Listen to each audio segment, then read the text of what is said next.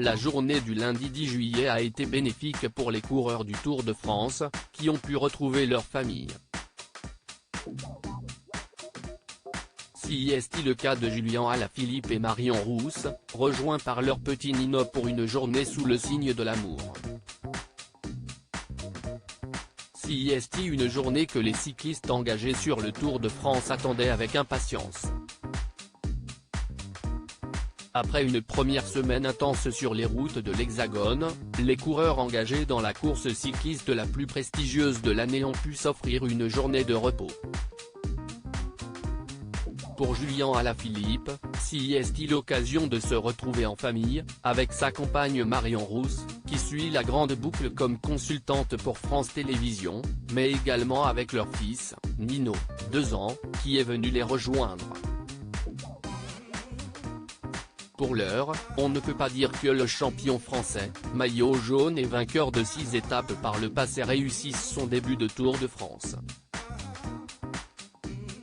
Largué au classement et à près de 30 minutes des meilleurs, Julien Alaphilippe avait bien besoin d'une pause en famille et si est exactement ce qu'il a fait, comme Marion Rousse l'a montré sur son compte Instagram. La jolie blonde de 31 ans a publié une série de photos de cette belle journée de repos à Troyes. Rebostée pour la suite, écrit-elle, en ajoutant le hashtag le vrai amour, pour souligner ce beau moment de repos après une première semaine forcément intense sur les routes de France. Sur les clichés, on peut voir le petit Nino, tout sourire et très heureux de retrouver ses parents. Marion Rousse au centre de l'attention. Le petit garçon a même eu la chance de pouvoir grimper sur le guidon de son papa, qui était visiblement très heureux de retrouver son fils, qu'il n'a pas hésité à enlacer tendrement.